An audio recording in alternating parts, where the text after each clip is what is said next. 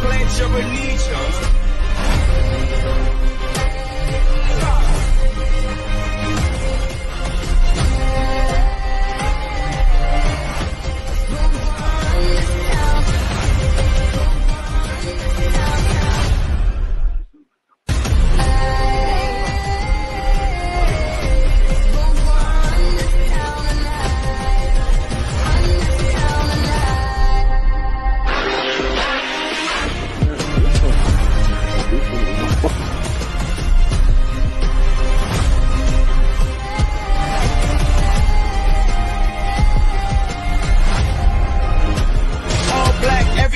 And our girls are blackbirds, riding with a diligence. We can't more than death if you boys really rhythm them. Trying to keep it going, gets spun down, gets it away, and incomplete. Rams down. Final play of the game. In regulation. It is caught by Dyson. Can he get in? No, he cannot.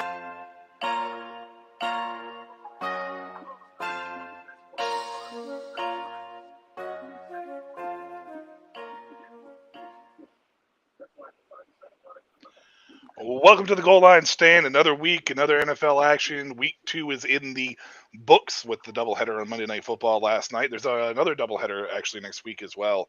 I'm kind of impressed with it, in my opinion, for me, because I got YouTube TV, so I just throw up the multi-view. It comes through in the clutch, you know what I'm saying?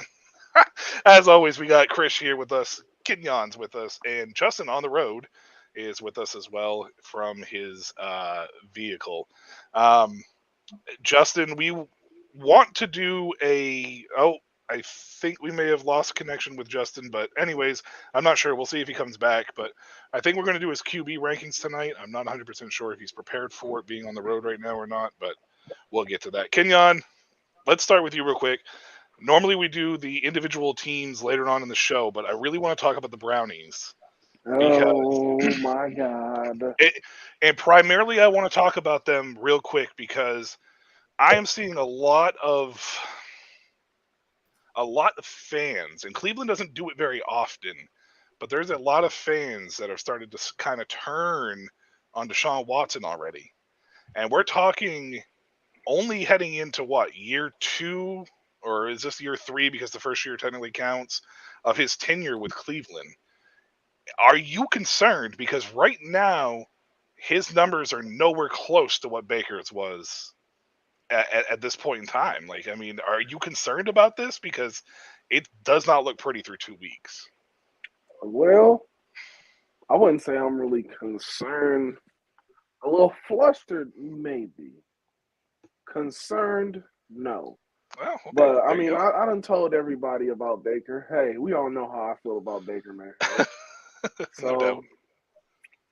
You know, but I still got faith in him. It's week 2. The defense is playing well, even though we didn't come up with the W. I still liked what I saw in the field. I liked how the team pushed through adversity. You know, Nick Chubb, prayers out to Nick Chubb. Yeah. Hope he comes back, you know, as speedy as he possibly can, because we all know we need him. But other than that, I like what I saw on film. I liked what everybody really did. And we just need to cut down on some of these turnovers, and we're going to be a good team. Your defense is fantastic. I think your defense is one of the best parts about your team. It's filthy. Myles Garrett's playing like one of the top edge rushers that we all knew that he is, and it's nice to see him kind of return to form this year. Your linebackers are playing pretty solid. You're getting really good production from your corners. Denzel Ward is starting to look like that Denzel Ward, you know, player that you guys drafted in the first round. So the Browns are an interesting case of not knowing what to expect each week. Nick Chubb, you mentioned him. Justin, welcome back. We're talking a little bit about the Brownies. Normally I don't start off with the individual teams that we discussed right off the jump, but with obviously the Browns playing last night and Deshaun Watson is struggling through the first 2 weeks, there's a lot of fans that are starting to kind of turn a little bit already this early in the season on him because Baker's having success in Tampa Bay. So it's starting to really kind of, I think, weigh a little bit on Cleveland's fans. Like, did we make a mistake again? But let's talk about Nick Chubb for a second. Kenyon, you said a piece real quick. Justin, the injury, I don't know if you saw it live or if you saw it later on or not, but man, in 2015, Nick Chubb had a very similar injury. Dislocated knee, tore his MCL, PCL, LCL. And it was pretty devastating back then. It was in the same knee. Is it possible, Justin, and I don't want to bring it up, I don't want to be that guy, but is it possible that we saw Nick Chubb's last snap of football? Yeah, as a Georgia fan and as a guy that has watched most of his career from Cedartown High School to University of Georgia to now to the NFL, and then having the same knee, have the same similar type knee injury, obviously in a different direction, but in 2015 it was the ACL, MCL, and PCL, and I believe the meniscus. So it was all phases of the knee there, and then you add all that in now with the possible knee dislocation and then potential arteries being damaged. I mean, I really hope he can come back and play, but at this point, I think we just need to send prayers out for Nick Chubb, that the leg's okay and that he can even walk. So I'm afraid that we've seen Nick Chubb's last snap, and I hate it because I think he's a very dynamic running back, one of my favorite running backs in the league. Maybe there's the Georgia bias there, but no, I mean, it's a sad sight to see for sure. When he came out in his class, I had Saquon Barkley at 1A, him at 1B. Like, that's how high I think of Nick Chubb. He's one of my all-time favorite players. Even as a Brown, I still loved him and cheered for him. I liked him at Georgia. I thought he was better than Sony. No offense to Sony, because I think Sony was great in his own right, but Chubb was just built differently. Deb has joined us. Deb, welcome. We're talking a little bit real quick about Nick Chubb. I don't know if you saw the game last night or not, but the injury. I asked a question to Justin. Kenyon, I'm gonna save you for last as a Browns fan with this question, just because. But is it possible that we have seen his last snap, and then that's going to be the end of it? Because honestly, on top of this, it's not just his career that he may have missed. It's now the Hall of Fame he may have missed as well. Unfortunately, with the way that they do the Hall of Fame. So is it possible, do you think, or do you think that he can come back? I think the injury is daunting to his career, but I believe he can come back. Nick has had these injuries before in the past, and even after he had these injuries, he's still able to persevere after that. So it's not like we can question him and say, okay, after an injury, is he not able to still play at the peak that he was playing with? So he could still give you 1,000 yards after an injury. So we'll have to see. I think he still has some in the tank. We'll see. I certainly hope so. And some of these players are built differently. Aaron Rodgers is talking about, trying to prove all these doubters wrong. And his injury, I think, is, just as devastating to his career. I mean, not as devastating as to what happened with Chubb as far as the physical side of it's concerned, but definitely with that kind of injury. So, I mean, we'll see. I mean, football players are built different. I mean, you guys are, it's determination, it's mental, but you got to listen to your body too at the same time. Krish, are you with, I guess with me and Justin in the situation that we think that this Chubb's last snap, or? Yeah, no disrespect to Nick, right? Great player. Really enjoy watching him play. But anyone who's 5'11", 230 pounds with a busted up knee is not coming back to football. Twice. He busted the knee twice. So with that injury, I'm sorry, but Nick is putting his life at risk at that point. So there's no point in him coming back. He's already proved what he had to prove. The Browns are the Browns, right? No offense, Kenyon, but this organization is in a definitely troubled time for sure. And, you possibly might have a new coaching staff next year too. So consider that. And if I'm Nick, I'm like, I'm done. I'm going to sit on the beach with my bread and just hang out. That's it. So, I'm going to play a little bit of an advocate here for these injuries are the reason why I believe you need to pay your running backs. Stop jerking them around because you are playing with someone's life at this point in time. You're playing with their livelihood. Nick Chubb has done nothing but be amazing for the Browns his entire career. And one of the other things that I wanted to bring up right quick on that note, Hunter Renfrow is making 3.5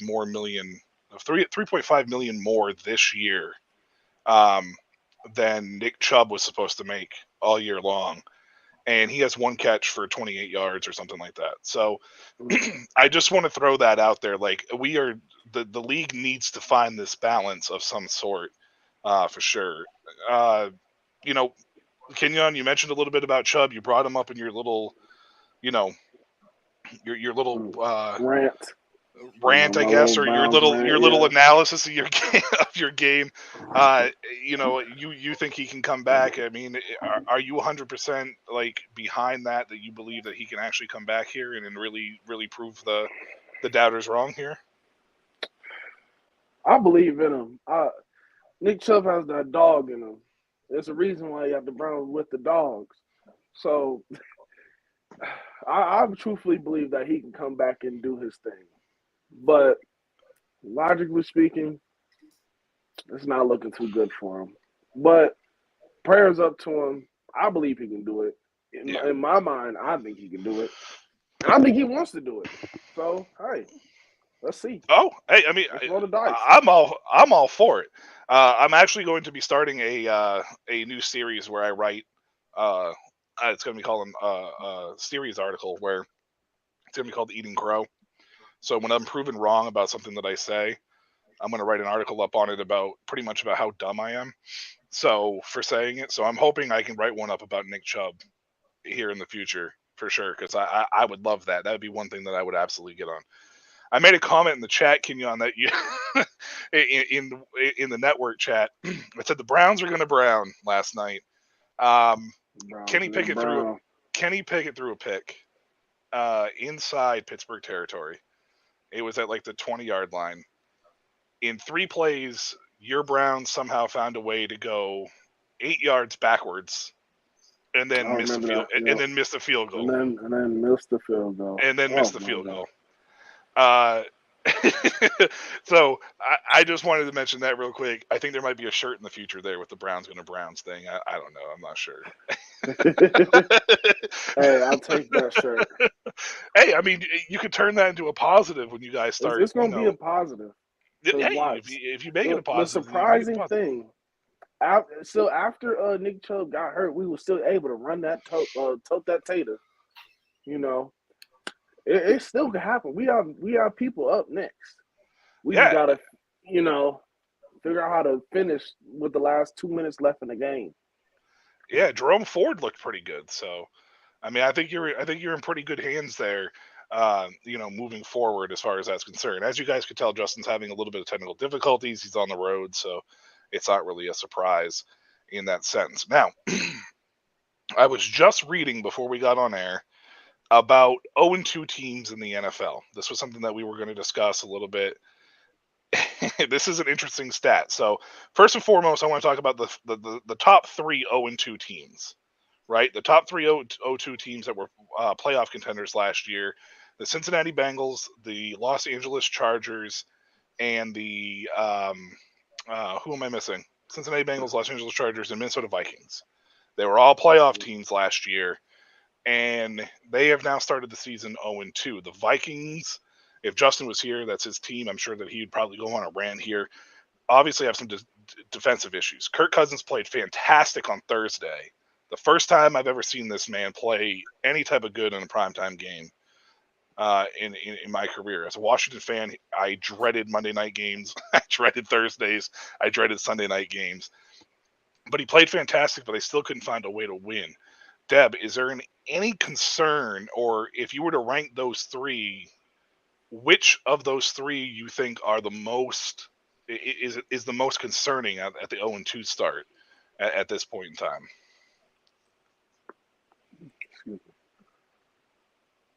Oh, I think you're on mute. Yeah, he was on mute. I thought I unmuted him, but there you go. Sorry about that. There you go. No, you're good. But yeah, I'm gonna say the Chargers. Don't know, it's just a wild guess. But I feel as if Kirk Cousins will be able to do his thing, and also Burrows. We know what type of guy Burrows is. We had that conversation about him last week.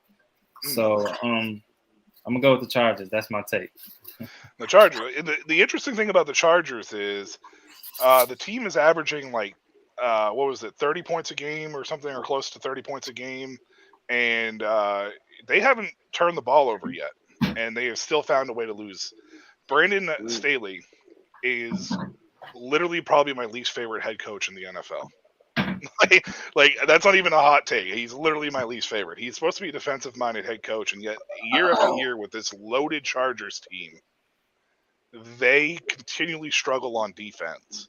And that struggle is now translating to a team that should have been a Super Bowl contender this year and is now starting off 0-2. Krish, the Chargers, are you on this boat that out of those three teams, which of these three would you pick as the most concerning for you?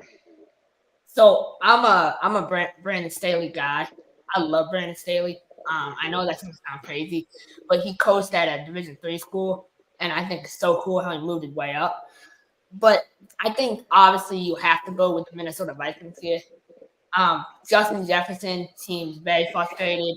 That whole team seems frustrated. Like you said, the defensive issues. One team I need to add that's not on here, and this is going to help me further my point, is the Carolina Panthers. The Carolina Panthers, Bryce Young specifically, I said this on Friday, and I'll say this again. Bryce Young is a walking trash can, and I'll say that. And I'll even go as far as saying walking trash can. Yes, and I have receipts of this. I told Debion, okay, he's a Texans fan, before the draft. I said, you don't want Bryce Young. And he told me, he's like, oh, no, I think Bryce is great. And I'm like, no, you don't want Bryce Young. You want C.J. Stroud. I told him that, and I have receipts of that. And so I knew Bryce Young was no good. You know, it helps when you play at college. It helps when you're overloaded. You know, the NIL money helps too. Bryce Young is not a good quarterback. The Panthers probably are, in my opinion, they're going to get the number one pick. I think so. I think they're that bad. Their offense is unbearable to watch. Over the Cardinals? Well, Yeah. we'll touch on Carolina in a minute. Kenyon, out of those three teams that I mentioned, that the former playoff teams, or the playoff teams from last year that are now 0-3, are you gonna go 3 for 3? You gonna take Cincinnati here, or are you gonna roll? Yeah, I gotta go with Cincinnati. I gotta go with my Ohio native, Joe Burrow. I mean, he retweaked the calf again. I mean, he retweaked the calf again too. Just, he needs to sit down, let that calf heal, and stop trying to jump and get into the game. I know he wants to be, you know what I'm saying, excuse my language, but the hard ass, and wants to go out and, you know, lead his team. I can completely understand that. But there's a bigger picture. You know, get healthy, come back, win some games, and then make it to your postseason. But seeing them 0-2 is for sure hurt my feelings. Oh man, and we have another guest here tonight. Mark is back. Mark, I haven't seen you in forever. I'm so happy. I'm so happy right now. I got all my favorites on tonight. Look at this. This is great. Mark, welcome to the show. Hey, we're just discussing 0-2 teams right now. The teams that were playoff contenders last year in the Chargers, the Vikings, and the Bengals. And I'm curious as to which one of those three you're concerned about the most, if any of them. Oh, I don't know if he can hear me. Mark, are you with us? Nope. Technical difficulties with Mark here. Yeah, his sound is off. Yeah, we got a little bit of issue with Mark real quick. We'll get that figured out and hopefully get him back in here. All right. For me, it's the Minnesota Vikings at this moment in time. And the reason why I'm bringing it up with the Minnesota Vikings primarily is because I think that the Vikings are I think the Vikings have a much tougher division this year than people realize. Green Bay is playing much better. I know they just lost Atlanta, but they're playing much better under Jordan Love than I think people expected through the first 2 weeks. Detroit, even though they lost in overtime to Seattle, this team is a different type of Detroit team. There's a lot of hype surrounding them. The Lions are very much going to be in contention, and apparently the Chicago Bears are trash again. Not even CJ Stroud in this sense, but Justin Fields has a worst starting career numbers at this moment in time, at this direct moment in time, than Mitchell Trubisky did, and we all know about how that ended with Trubisky in Chicago. So not a very good start up there in Chicago for Justin Fields' career, by any means of the stretch of imagination there. But with that being said, I think with the fact that the Lions and the Green Bay Packers are playing much better, it's going to be tougher for Minnesota to possibly get into this role of, or get into this spot of hitting a wild card spot to try to get 3 possibly out of the division. I don't know if Green Bay is going to make it. It's just the NFC is such trash that I don't know. I wouldn't be surprised if Green Bay was able to slide in with the way they're playing right now. Now, as soon as Mark gets the sound figured out, we will come back to that question for him. So let's other 0-2 teams. Ari Mararoff, if you guys don't follow him on Twitter, you guys really need to follow this guy. He's fantastic, by the way. There were 9 teams that have started the season 0-2. 2 of them do not own their first round pick. But the teams that own their first round pick also are 0-2. The Bears own the Panthers, and the Cardinals own the Texans for the Texans trade up. Deb, your Texans are on this list. Is there some kind of possible buyer's remorse there now, or seller's remorse for moving that pick, being where you guys are struggling? And I think Houston knew that they were going to struggle, but you did get a fantastic player in Will Anderson in that trade. Is it worth leveraging your future like that to basically punt on a year and hope that you can build through free agency next year? Excuse me. Can you say that one more time? Yeah, I just like, is there any concern as a Texans fan in this situation, or either one of these fans, the Panthers fans or the Texans fans, leveraging your future like that to hopefully you can build through free agency? Because when you give up a first round pick like that, your chances of hitting on later on in your draft is not as high. So is that a concern that you may be setting your franchise back to be able to move up in a draft like that? I mean, Will Anderson's fantastic, but was it worth it, basically? We'll just have to see what D'Amico has in store. They have a new coaching staff, so Right. This is not the same Texan team that we've been having for the past decade or so. So maybe they're betting on something in the free agency that they can end up getting. Hopefully, I say that they're making smart moves. Maybe All right. Passing up a first round pick, that's a big commitment when you give something up. Giving something up like that. So we'll just have to figure out what they have in store. Yeah, no doubt. Mark, I was actually, you good? Thumbs up if you're good. You can hear me now? I'm good now. Can you hear me? Oh, look at that. Oh, there we go. Here's his voice. Yeah, no, I was actually going on a big introduction about how much I love the fact that you're here, because I haven't seen you in forever and talked to you in forever, and you were such a staple in SFR. Like, the fact that Chris was like, your boy's on, I'm like, oh man, this is awesome. Before you came on, we were actually talking about the 3 0-2 teams that made the playoffs last year: the Minnesota Vikings, the Los Angeles Chargers, and the Cincinnati Bengals. And I asked each one of the guys, which team out of those 3 are you most concerned about, and the sense of how you've seen through the first 2 weeks. Which one of those 3 teams are you probably the most concerned with?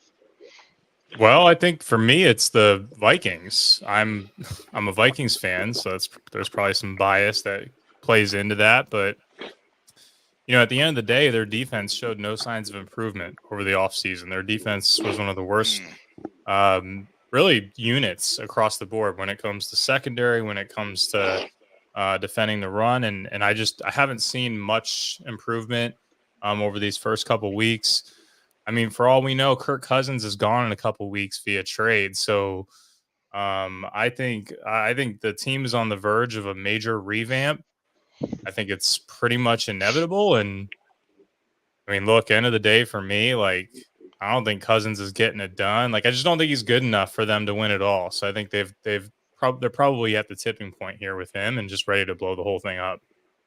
Yeah, and the defense definitely is a concerning point for sure. Cousins actually played well on Thursday.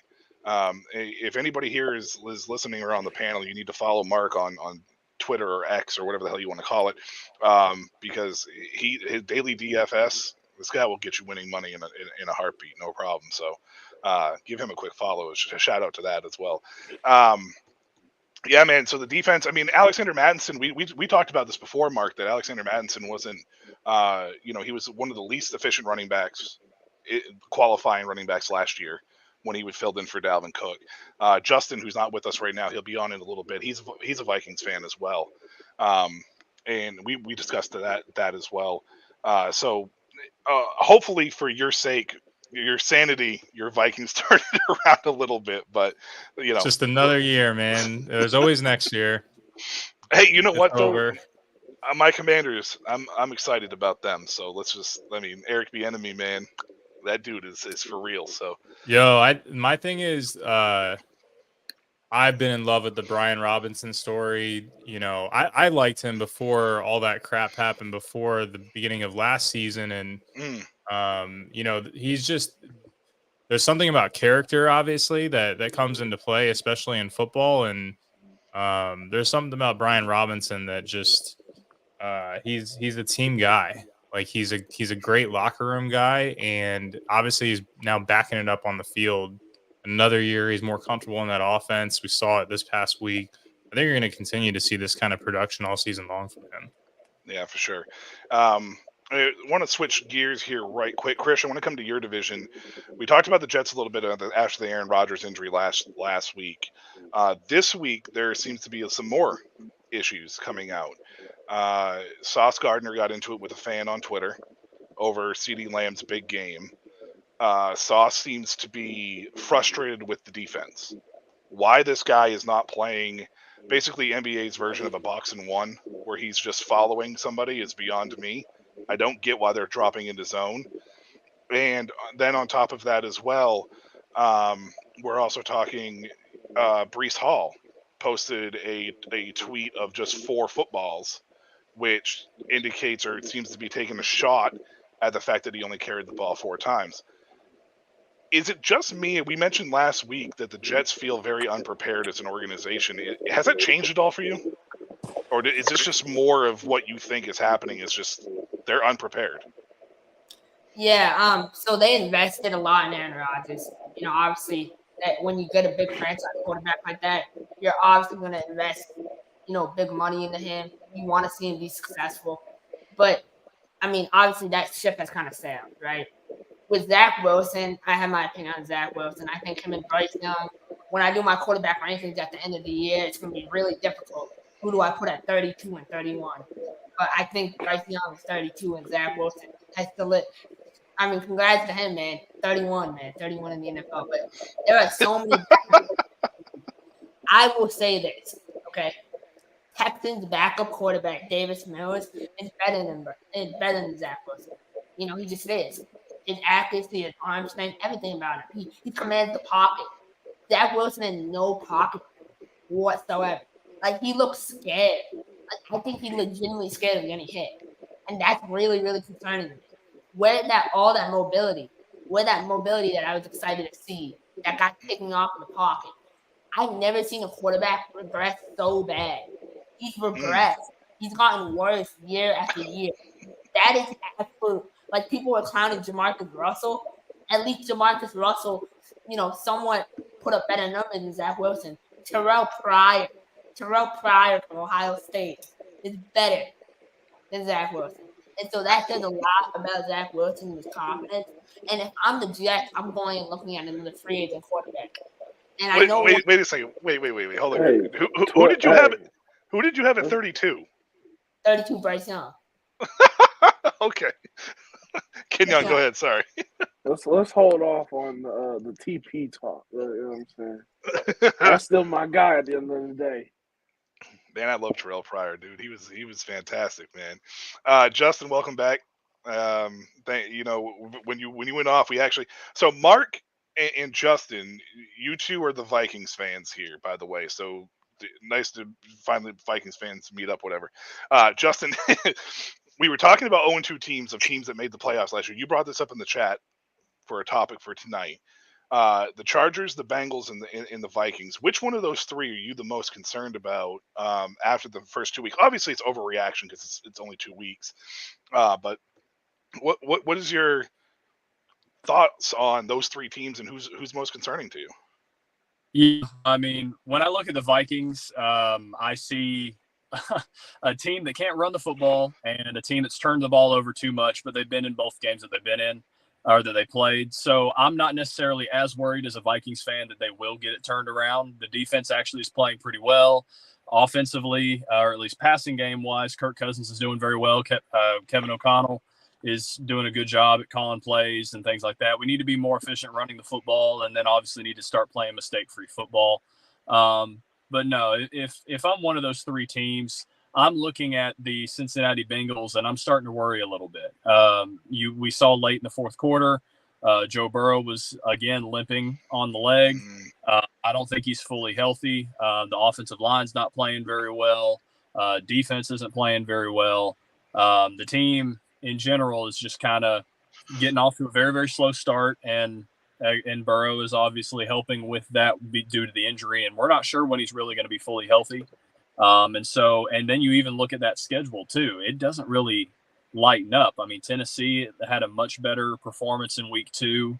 So that's still going to be a tough game to play. And I want to say they play some pretty good, tough opponents there in the next couple weeks too. And so if I'm Cincinnati, you could be sitting here 1-4.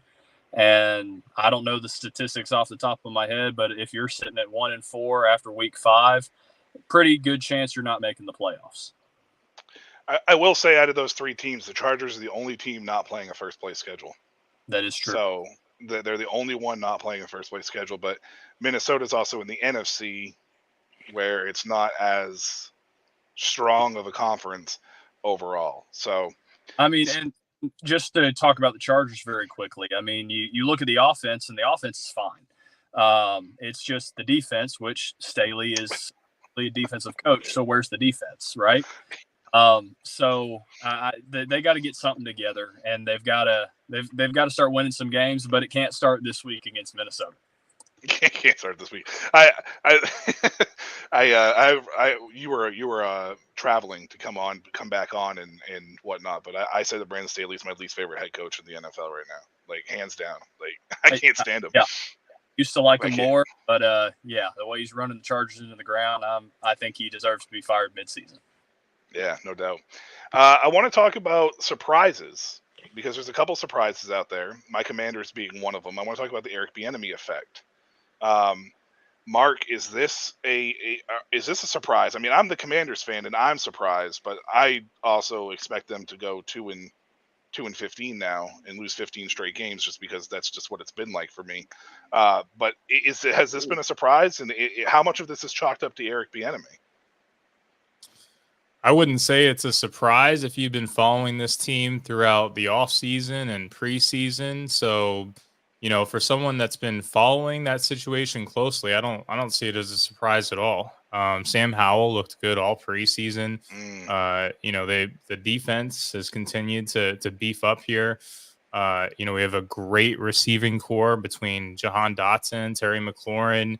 I think the list goes on and on when it comes to the people in the organization as well. And again, that's one of the biggest things is they did a huge revamp from a culture standpoint. So I think in the general public side, yeah, I guess it's a surprise in the sense that we haven't seen this team be very good in a very long time. But do I think it's real? I think it's real. I think they are legit. Do I think they're winning the Super Bowl this year? Hell no. I think Sam Howell still has some work to do, but he is well on his way. He has made major strides, but it's a work in progress, right? So at the end of the day, let's chill out on deeming the Commanders Super Bowl champs, but at the same time, this is a team to watch out for all season long. Yeah, I mean, I'm Sam Howell. I mean, people forget Sam Howell was at one point in time considered projected to be a first overall pick. So, I mean, Kenyon, is there any other surprises for you so far that we've seen coming out of the first 2 weeks here, especially, or maybe even out of this past week? Atlanta beating Green Bay comes to mind.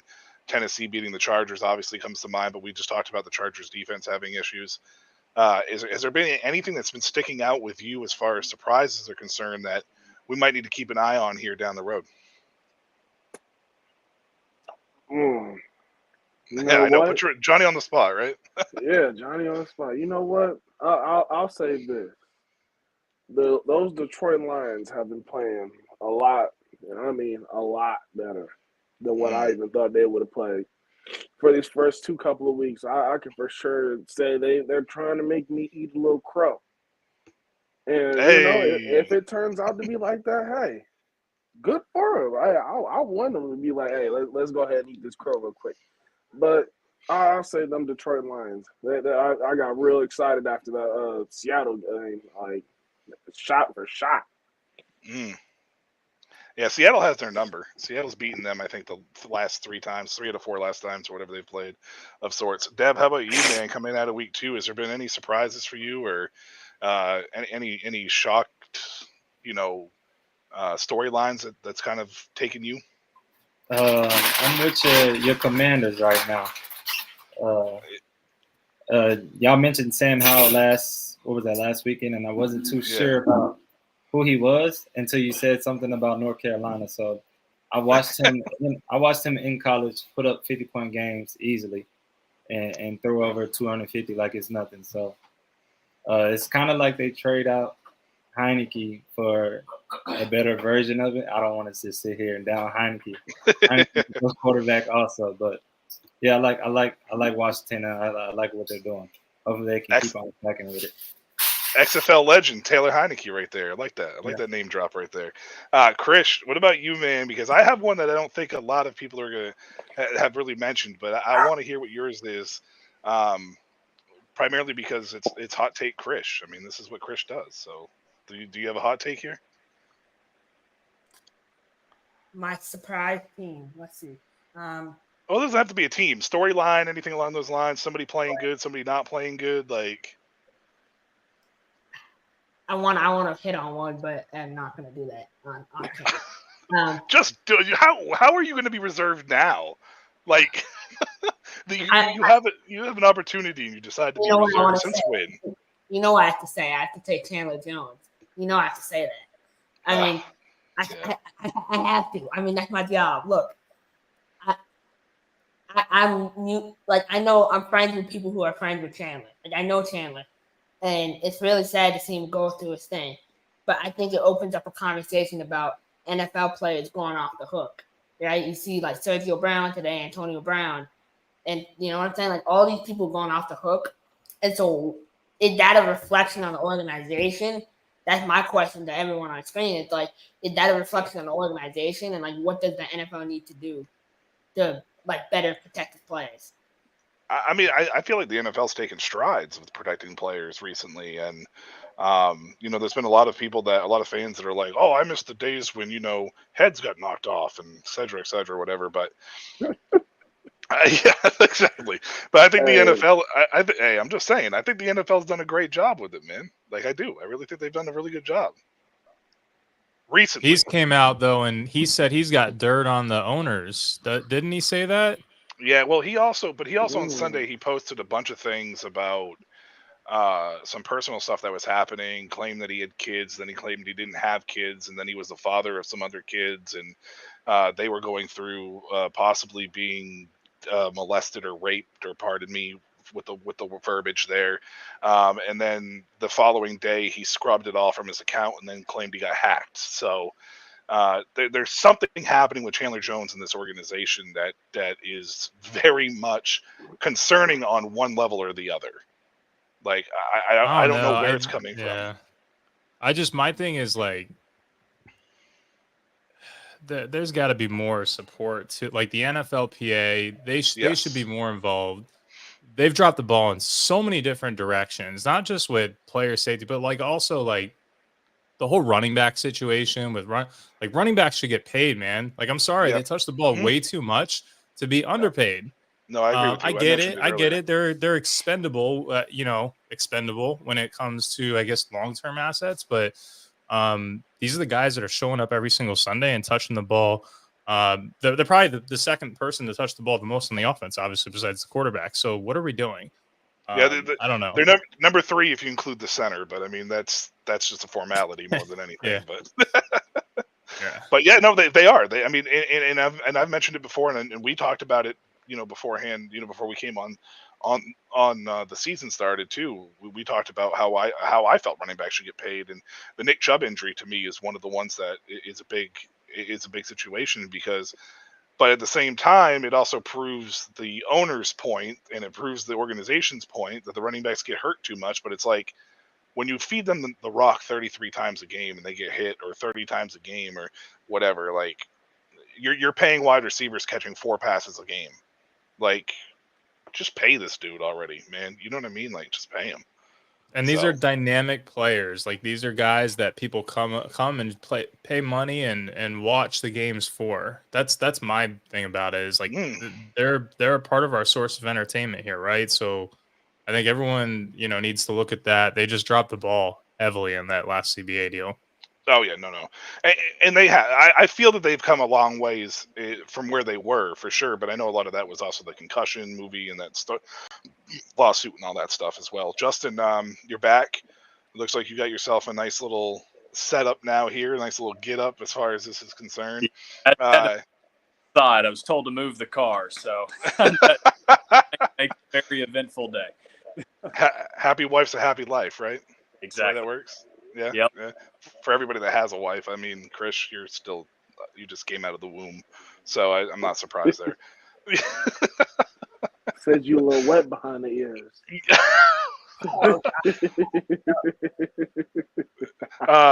But Justin, big surprise for you coming out of week 2. Is there any storylines to follow here that you're looking at moving forward here? Probably already mentioned it while I was moving cars and things like that, but I really do feel like the Rams receiving core, more specifically Puka Nacua, massive surprise.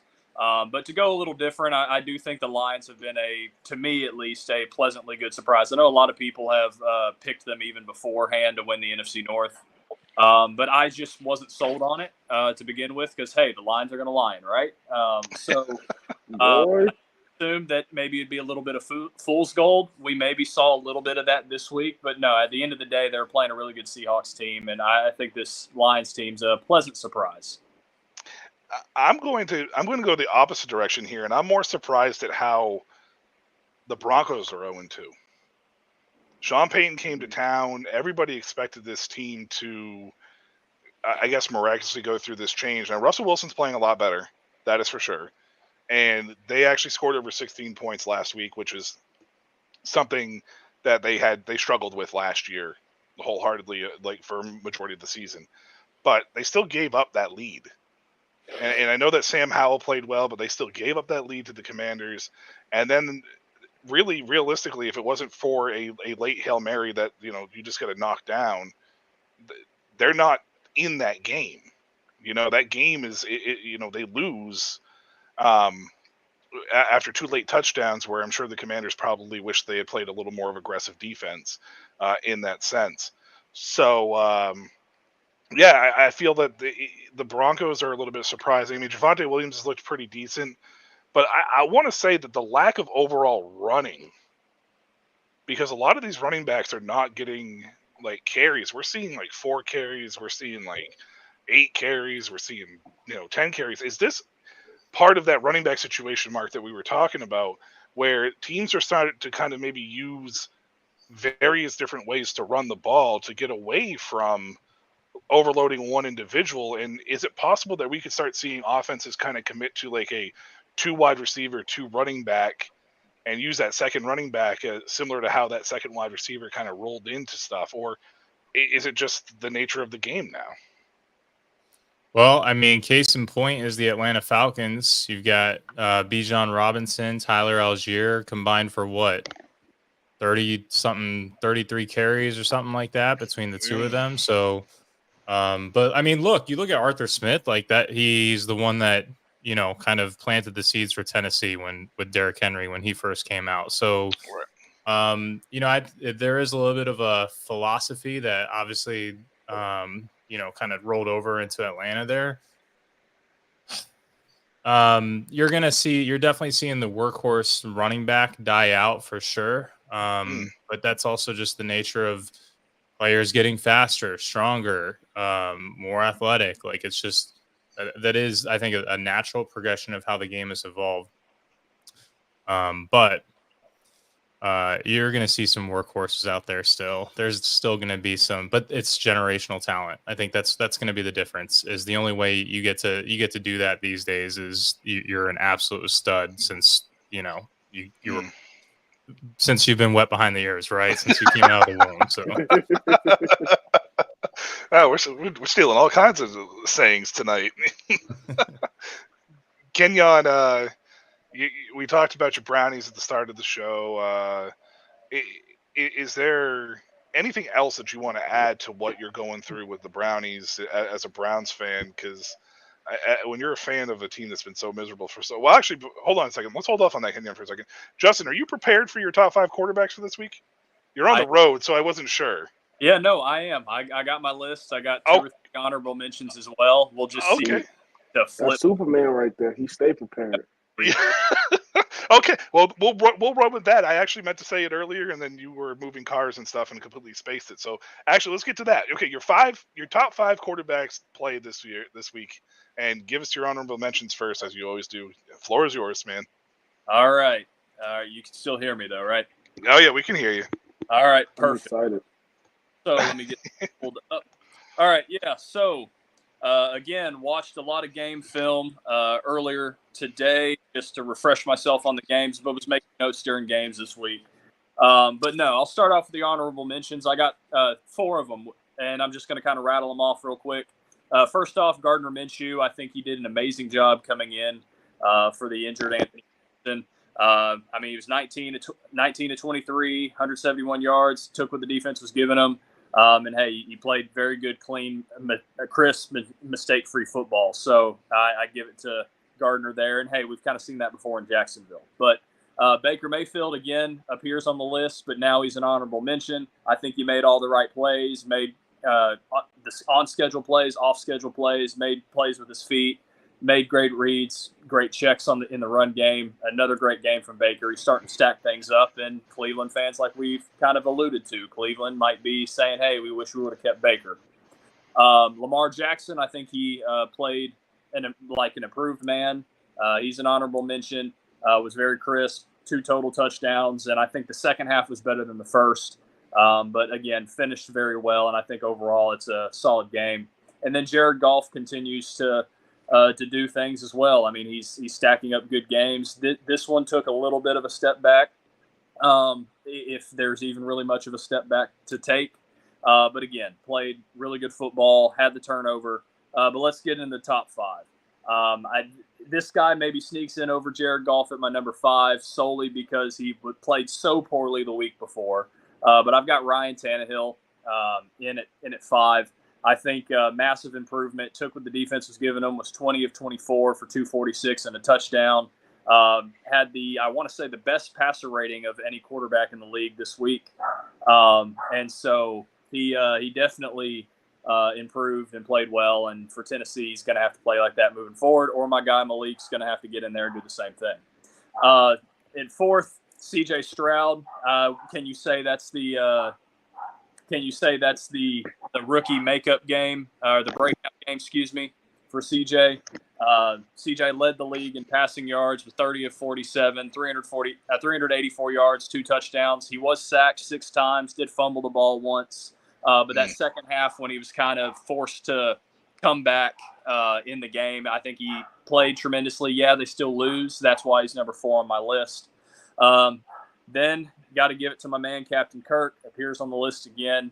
The dude is a consummate professional. You can't put the loss on Kirk this week. I mean, 31 of 44 with 125.6 quarterback rating, 364 yards and 4 touchdowns, no picks. The dude played very well. Now, granted, the only offense Minnesota has right now is the very strong passing game. But run the football a little bit better. That'll probably open things up even more for Kirk. Again, can't put the loss on him. You got to put it on the turnovers from the running back position and even that kickoff return. And, the unfortunate Justin Jefferson fumble into the end zone. Worst rule in football. big turning point in that game. Second, I got Geno Smith. They definitely haven't wrote back yet because he came out and played very well. 32 of 41, 328 yards, 2 touchdowns, 116.3 passer rating. I mean, the man continues to play really good football. And I mean, he's only got to continue to build it as the Seattle's trying to fight back against San Francisco in the NFC West. And then finally, good for my fantasy team, Josh Allen, my number 1 quarterback performance of the week. He kind of wiped off, or at least for a week, wiped off the Madden curse, and was definitely very good this week with the legs, with the arm. And his stats are here somewhere, but yeah, here we go. 31 of 37 for 274, 3 touchdowns, no interceptions, and 124.5 quarterback rating. Josh Allen went back to doing what Josh Allen does, and he's going to need to continue to play like this for Buffalo to continue to be the very good team that they have been. So there's my top 5 quarterbacks of the list with some honorable mentions. You can definitely leave in the comment section below if I missed anybody. But I think that's a pretty solid list for this week. Yeah, for sure. And I think that one of the biggest things is quarterback rating quarterbacks, I mean, come on. There's nothing better than that, Hey, Mark, I kind of on the spot here. Go on for hours, but try to do it as quick as possible. No doubt. Hey, Mark, real quick, do you have any DFS ready to spout off here? I didn't know if you came prepared or not. I mean, you always have DFS stuff to spout off, I'm sure. So yeah, I mean, my degenerative ass. I've already been looking. I mean, look, I will say the caveat here is we are so early in the week that full transparency, even for NFL slates, I don't really start taking any lineups seriously until Friday or Saturday.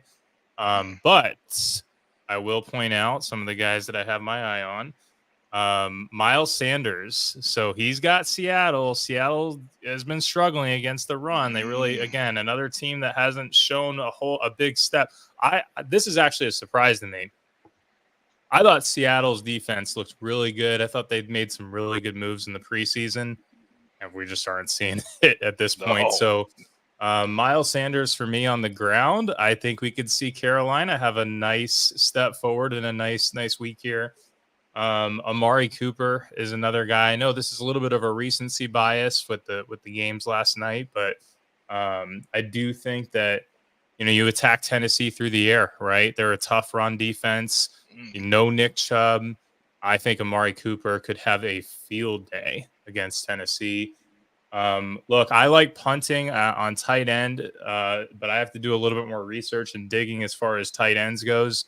But you can never steer wrong with a Travis Kelce. So I'm always willing to go after Travis Kelce. And quarterback, I really haven't made my decision yet at quarterback. I think this is going to be probably a TBD towards later on the week. However, I do think Deshaun Watson is really interesting at $6,100 as well. So Deshaun Watson, Amari Cooper, give me that combo play with Miles Sanders at running back and Travis Kelce at tight end. Yeah, for sure. Sounds good. I mean, I like those. Real quick, I just want to mention before, because we're running a little bit short on time, because we do have a special episode of Spring Football Reports coming out after some big news that broke earlier today after this. But I want to mention real quick, and Deb, we'll come to you. You've been silent for a little bit. You and Kenyon will be the first two here. Cam Akers in the Rams situation. This has been kind of an ongoing thing. Last year, left the team for a few weeks, came back, which kind of surprised people. He was rumored to trade talks back then, and then went on a tear. 4 out of his last 5 games, he went for over 100 yards when he started. Scored 3 touchdowns. He was averaged over 5 yards a carry. Deb, are you surprised to see the fallout between this? This has got to be a coach and player personality clash, I would imagine. Yeah, I would have definitely. I would assume that. Yeah, okay. We got you. Yeah, you're not. You were muted, but you're not muted anymore. We got you. But I would definitely say it's maybe a player coach type of clash that's going on. Cam Akers is a good player, and like I said, we don't know what's going on in the program. So maybe hopefully they can clear something up to where they can get him back on the field and doing the things that he's supposed to do. Like you've mentioned some of the stats that he's had, these 100-yard games. So he's obviously showing that he's that type of player. He could be that back, that go-to person that you can just. Well, what do we say? Run the walk. He said something about running the ball all the time. Quarter horse or something like that. So, yeah. Hey, Kenyon, your Browns, obviously big injury to Nick Chubb. They brought in Kareem Hunt for a visit today. There's talks they're going to trade for Cam Akers. Who would you rather see come in if they decide to go outside and not give Jerome Ford the opportunity there? Man, you put a new question in my head. I haven't even thought of that one. I don't think I don't mind seeing them in there. I mean, help is always good in situations like this. So I don't even know. I got you. You threw me a stumper. I got you there. Hey, I mean, maybe they bring them both in. Who knows, right? Yeah, I don't think it's possible either, Mark. But I'm just saying, maybe they do. I mean, I don't think Hunt goes. Well, they only have three running backs on roster, so they're definitely going to bring somebody in. I mean, they have Ford and Pierre Strong that they traded for before the season started, and they had a guy on taxi squad or practice squad that they elevated to the active roster right now.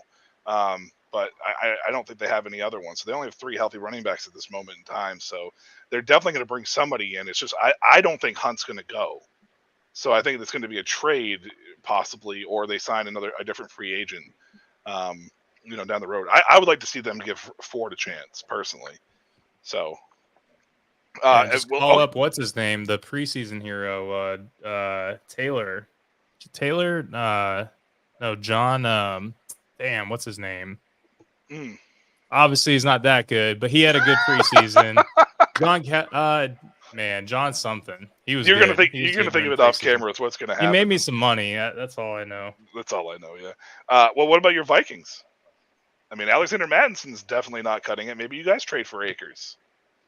I mean, is that a possible? I mean, you're talking about blowing it up. Akers is 25. I mean, he's in his contract year. He's not going to be super expensive to sign at the running back position. You only have Madison on a 1-year deal because you tagged him. So maybe? No? Okay, you shaking your head. I don't know. Justin was nodding his head yes. I don't know. Justin was excited about it. Hey, I'll take anybody other than Alexander Madison in the backfield right now. He's not that bad. Not that bad. Just very inefficient. He's pretty inefficient, though. I mean, he's pretty inefficient. Chris, you want to touch on anything with your Patriots fans before we wrap up and head over to spring football reports here? Yeah, that game sucked, by the way. That's all. I'm not gonna lie, man. That was a tough loss for us, man. I mean, I still won some money on it because they covered the alternate spread. I bet the +7.5, and I bet the Ramondre Stevenson anytime touchdown. I parlayed those 2 bets. And, everyone on this screen knows I'm Vegas' worst nightmare. So I'm always winning money left and right. And so at the end of the day, I'm mad that my team lost, but, I'm happy that I won the money. But going into this game against the Jets, I'm kind of nervous. I think we're going to beat the Jets, but I'm going to Boston Symphony this weekend, and I'm going to be watching live music, whatever, but I won't have the cash out feature. And me betting, $50, $60 on the Patriots money line and not being able to cash out really worries me.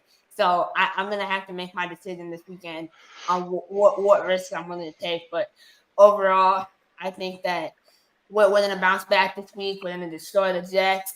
We're going to put Zach Wilson on his back. And hopefully, I hope the Jets sign another quarterback to make the game competitive.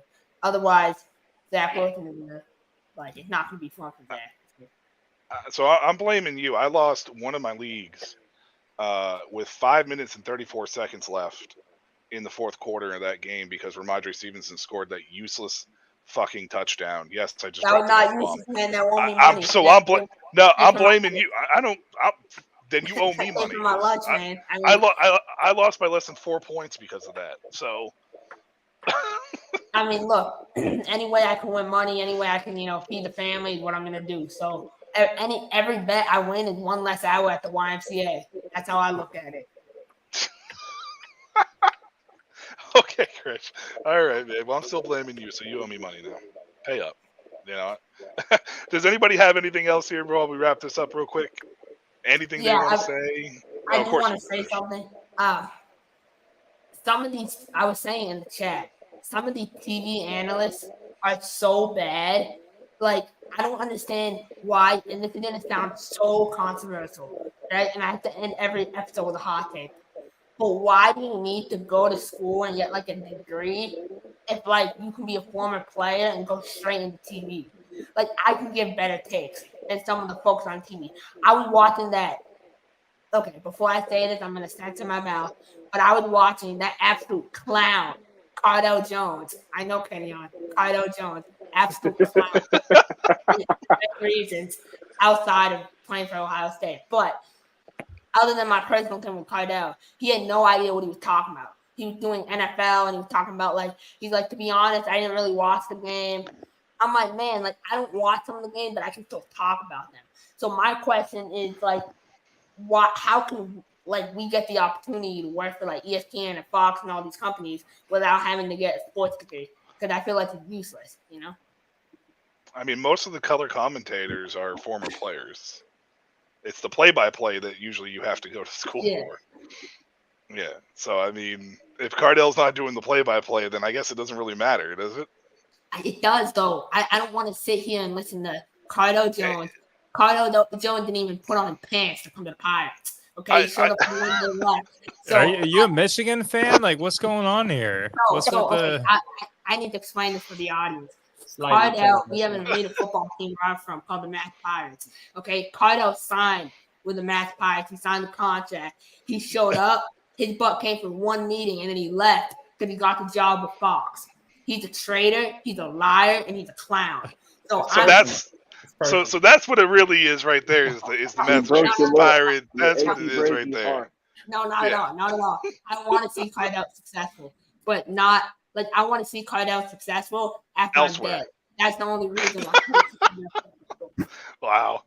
Anyways, on that, we've all had to endure Troy Aikman. So there is no.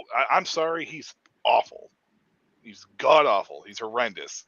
He needs to be off. Okay, yeah, Troy Aikman. I will say Troy, but Tony Romo not that bad. Admit that. Tony Romo not that bad. Oh, Tony Romo's one of the better color commentators. Yeah. Okay, there we go. Yeah, but my thing about Romo is the further he's been away from the game, the less he knows about those ins and outs and what kinds of plays are going on. Like the longer it goes, the worse his takes are going to be. So I'll say Tony Romo is old. Leave that man alone. Remember when I just have to add this real quick. Remember when Jimbo Fisher worked for ESPN after he left? He left Florida State, and those months period he worked for ESPN. Listening to that guy talk, I was like, "What are you talking about, buddy?" Like, I think some of the analysts, man, I think they get paid way too much. I'm over here working hard, man. I work hard. I work tirelessly to make money, and they're over here making free money. It's just unfair, man. Unfair. I hope Texas A&M fails at everything they do because he left Florida State, but that's beside the point. That's just anger from a Florida State fan. Also, New York Jets. Justin Arth is still a free agent. Just want to throw that out there. Give him a call. Give him a call. Nothing else out there for you. Yeah. We won't put it on air though. We'll do that. Otherwise. I'm a free agent too. They and I'm. By the way, I can jump in the front office, man. I tell all these teams, man, hit my line. You know what I'm saying? All these arena teams, they keep losing money and everything. Like, hit my line. I'm free. I'm free for NFL teams too. Just call me. I'll work for minimum wage. Minimum wage. Well, hey, Chris, First Take might be calling you. Yeah, right. I mean, hey, I'll take that, man. I'll take any job I can get. No doubt. So I don't have anything else tonight, so I think that must going to do it here for the Goal Line Stand NFL talk. Thank you, Mark, for joining us. Justin, as always. Deb, thank you for coming back on again. Kenyon, Krish, obviously, as well. Everybody here at the Shady Sports Network. Make sure you stick around because Spring Football Report's special episode, big news broke earlier today. We'll be discussing that as well. I'm so here in the happy. future. I cannot. I'm so happy that this happened. Stick around for Christian's hot takes. I cannot wait to actually cook everyone on screen because they all told me when I said that in March, they were like, "Oh, what are you talking about? Like that's never gonna happen. You're crazy." And all of them are gonna be quiet about it. Watch, that's the game they play. It's political. Oh boy, here we go. Alrighty, Spring Football Reports is on next. All right.